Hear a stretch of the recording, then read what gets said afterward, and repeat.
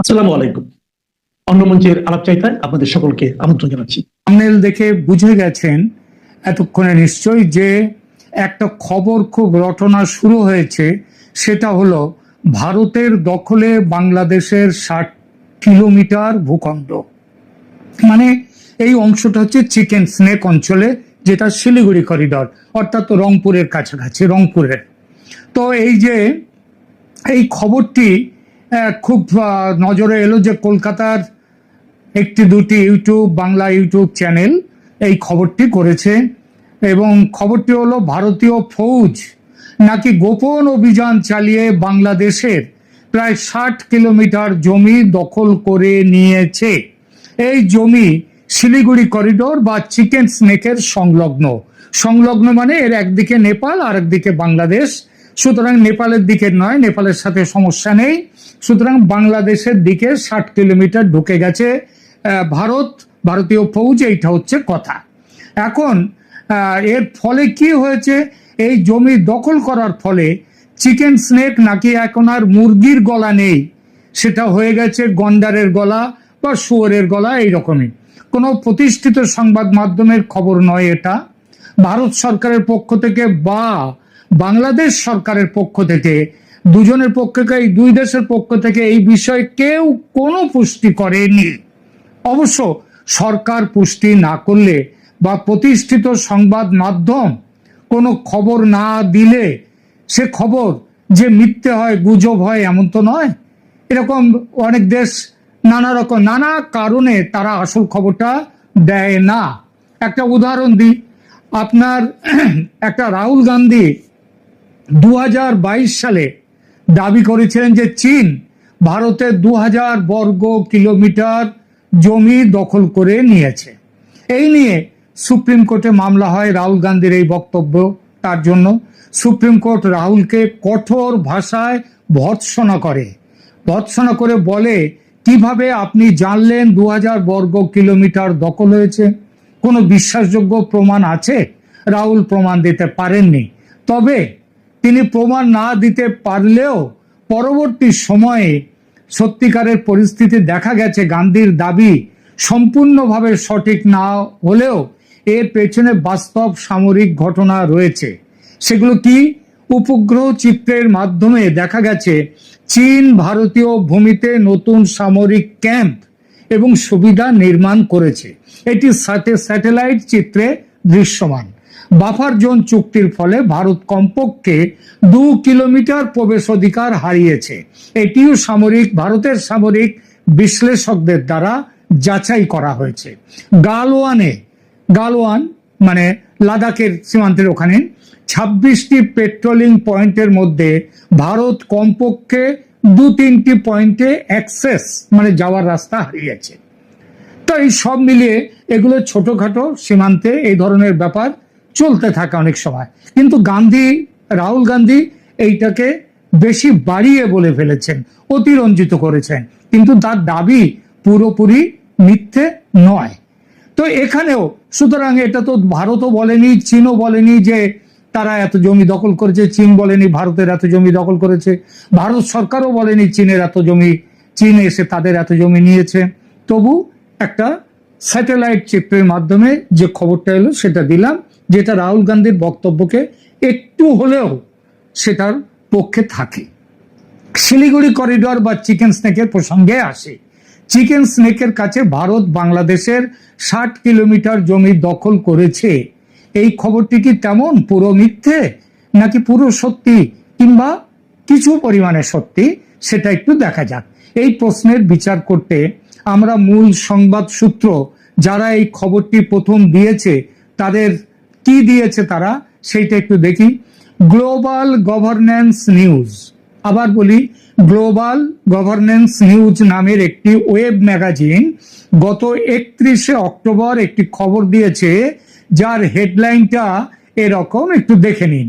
India reportedly expands control by 60 kilometre into chicken snake. এটা খবরটা দিচ্ছেন চিকেন স্নেক করিডর।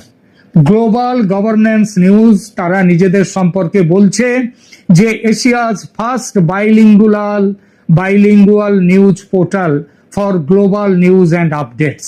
এবং এই যে এখানে তারা খবরের বিশদ বিবরণে কি লেখা হয়েছে, বিশদ এই যে এটা লেখাটা রিপোর্টিংটা করেছেন পুনম শর্মা নামে একজন সাংবাদিক।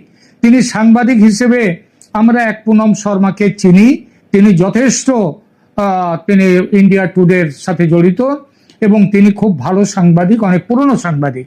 তিনি নাকি অন্য কেউ আমরা জানি না।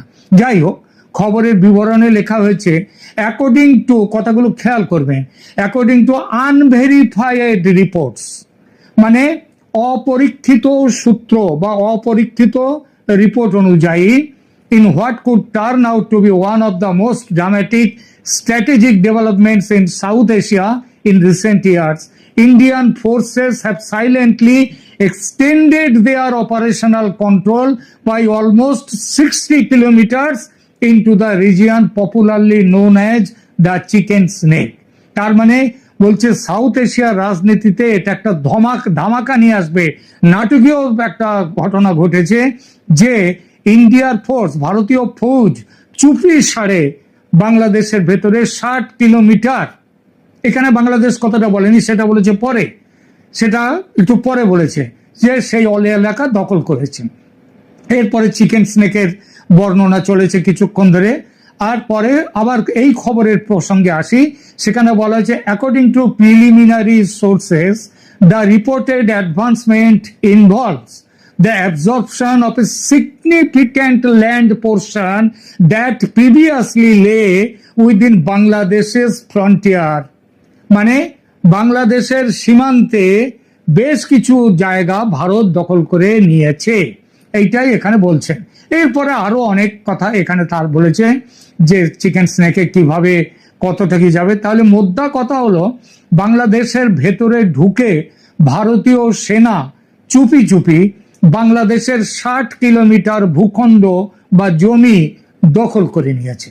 এই নিউজ পোর্টালের সাংবাদিক পুনম শর্মা খবরের সূত্র কিছু উল্লেখ করেননি, তিনি বলেছেন আনকনফার্মড আনভেরিফাইড নিউজ রিপোর্টস। তো শুধু তাই নয়, তিনি এমন ভাবে লিখেছেন এই সংবাদটি যাতে কিছুই স্পষ্ট হয় না। যেমন ধরুন হেডলাইনে তিনি লিখলেন রিপোর্টেডলি, কথাটা রিপোর্টেডলি মানে এটা কোনো কনফার্মড নিউজ নয়, নিশ্চিত খবর নয়। এরপর বিস্তারিত খবরের প্রথম লাইনে গিয়ে লিখলেন অ্যাকর্ডিং টু আনভেরিফাইড রিপোর্টস, মানে যে খবর ভেরিফাইড নয়। তারপর পুরো প্রতিবেদন জুড়ে কয়েক জায়গায় তিনি লিখছেন আনভেরিফাইড এবং ইয়েট টু কনফার্ম, এই ধরনের শব্দ। আর এই রকম বাজে একটা রিপোর্ট, তার উপর ভিত্তি করে যারা ভিডিও বানিয়ে বলে দিলেন শিলিগুড়ি করিডর মানে ভারতের চিকেন নেক, তার সংলগ্ন এলাকায় ভারতীয় সেনা বাংলাদেশের 60 কিলোমিটার জায়গা দখল করে নিয়েছে, মানে যুদ্ধ শুরু হয়ে গেছে এবং ভারত এগিয়ে চলেছে। এইটা কাল রাতে বাংলাদেশ থেকে 3 জন আমাকে ফোন করেছেন, জানতে চেয়েছেন খবরটা কি দাদা সত্যি। অনেক কষ্ট করে আমি খবরের উৎস বার করলাম, কারণ ইউটিউবার যারা এটা দিয়েছেন তারা কেউই এই সংবাদ সূত্র কোথায় পেয়েছেন সেটা বলেননি। আর সেই দেখার ফল হলো খবরটি যে শুধু গুজব তাই নয়, খুব কাঁচা হাতে তৈরি গুজব। কেন কাঁচা হাতে তৈরি গুজব বলছি? একটা কারণ তো ইতিমধ্যে বলেছি, আনকনফার্মড, আনভেরিফাইড, রিপোর্টেডলি ইত্যাদি ইত্যাদি বলে খবর পরিবেশন করা। এত গুরুত্বপূর্ণ একটা খবর এইরকম কাঁচা পরিবেশন করাটা উচিত নয়। আর এই কাঁচা খবরের ওপর গুজবটির জন্মদাতা তিনি অঙ্কেও কাঁচা। জমি দখলের হিসাব হয় দৈর্ঘ্য প্রস্থ সব মিলিয়ে, এটা করতে গেলে কিলোমিটার চলে না, লাগে বর্গ কিলোমিটার, অর্থাৎ দৈর্ঘ্যে কতটা নিয়েছে, চওড়ায় কতটা নিয়েছে। এখানে 60 কিলোমিটার বলে দিলাম আর হয়ে গেল। তার মানে কি ভারতের সেনা সোজা 60 কিলোমিটার ভেতরে ঢুকে গেছে, তাদের ডাইনে বাঁয়ে তারা কোনো কিছু তাদের অধিকারের মধ্যে না রেখেই ভেতরে ঢুকে গেছে। একটা কথা স্পষ্ট করে বলে দিই, ইতিপূর্বে আমার একাধিক ভিডিওতে বলেছি ভারত বাংলাদেশে শক্তি প্রয়োগ করে সমস্যা মেটাতে চায় না, কারণ তাতে মানুষের প্রাণহানি ঘটে। তবে এটাও ভারত চায় না যে দেশটা ধর্মান্ধদের দখলে চলে যাক, পাকিস্তানের হাতে চলে যাক, বরং ভারত চায় প্রতিবেশী দেশ হিসেবে বাংলাদেশ সুস্থ থাকুক, শান্তিতে থাকুক, উন্নতি করুক। আর সেই লক্ষ্যে শান্তির পথে, গণতন্ত্রের পথে উত্তরণ ঘটাতে, বাংলাদেশের উত্তরণ ঘটাতে যেটা করা দরকার শান্তিপূর্ণভাবে, সেটাই ভারত সরকার করতে চাইছে। তার জন্যই ভারত বারবার চাপ দিয়েছে, সারা পৃথিবী জুড়ে ভারত তাদের দাবিকে পৌঁছে দিয়েছে যে ভারতে বাংলাদেশে যে নির্বাচন হতে যাচ্ছে সেই নির্বাচন ফ্রি, ফেয়ার অ্যান্ড ইনক্লুসিভ নির্বাচন হোক, আওয়ামী লীগও সেখানে থাকুক, সব দল সেখানে অংশ নিক, এবং সেই নির্বাচনে জিতে যারা আসবেন ক্ষমতায় ভারত তাদের সঙ্গে থাকবে। আপনি প্রশ্ন করতেই পারেন যে আমি তো এত কথা বলছি, তাহলে এত যুদ্ধ প্রস্তুতি, এত ওই রাফাল নিয়ে যাওয়া, এত সেনা নিয়ে যাওয়া, এত সেখানে মিসাইল নিয়ে যাওয়া, এসব কেন? এই যে নোটাম ঘোষণা হলো আকাশে উঠতে পারবে না অন্য দেশে কোনো বিমান, এসব কেন? এর উত্তরে রামকৃষ্ণ পরমহংসদেবের কথামৃতের একটি কাহিনীর উল্লেখ করব এখানে। দেখুন, এক জায়গায় একটা মাঠ, জঙ্গল, সেখানে খুব রাগী আর ভীষণ বিষধর একটা সাপ ছিল। সেই সাপটার ভয়ে গ্রামের বালকরা মাঠে যেত না। একদিন এক সাধু যাচ্ছিলেন সেখান দিয়ে, সাপ ছুটে এলো তাকে দংশন করার জন্য, কামড়াবার জন্য। সাধু তাকে বললেন, তুমি খুব ভালোভাবেই জানো যে তোমার দংশনে ভীষণ বিষ আছে এবং তোমার দংশন পড়লে, তুমি কামড়ালে কেউ বাঁচবে না।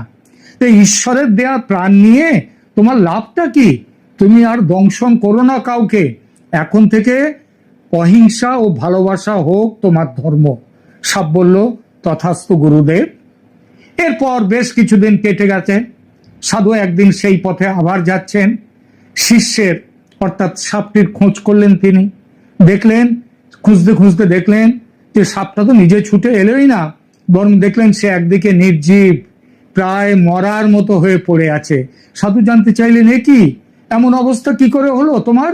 সাপ বলল, গুরুদেব, ওই যে ভালোবাসার অহিংসার মন্ত্র দিয়ে গেলেন আপনি, তারপর থেকে আমি আর কাউকে ভয় দেখাই না, কাউকে কামড়াতে যাই না। বালকের দল কাছে এলেও আমি ছুটে যাই না, আমি চুপ করে পড়ে থাকি। এটা দেখে ওদের সাহস বেড়ে গেল। ঢিল ছুঁড়ে, পাথরের টুকরো ছুঁড়ে মারতে লাগলো আমাকে, এমনকি কাছে এসে লাঠি দিয়েও মারে। তাতেও আমি আজকে মরতে বসেছি গুরুদেব। সাধু তাকে বললেন যে, বাবা, আমি তোমাকে কামড়াতে বারণ করেছি, ফোঁস করতে তো বারণ করিনি, ফোঁসটা করবে। ভারতের সমরসজ্জা এই ফোঁস করা, কামড়ানো নয়। কিন্তু এখানে আর এক প্রশ্ন ওঠে, ইউনূসের বাংলাদেশ যদি জেনে যায় ভারত কামড়াবে না, কেবল ফোঁস করতে থাকবে, তাহলে তো তার শিক্ষা হবে না, তাহলে তার সাহস তো বেড়ে যাবে। তখন কি হবে? এর উত্তরে ওই একই কথা বলতে হয়, বাংলাদেশকে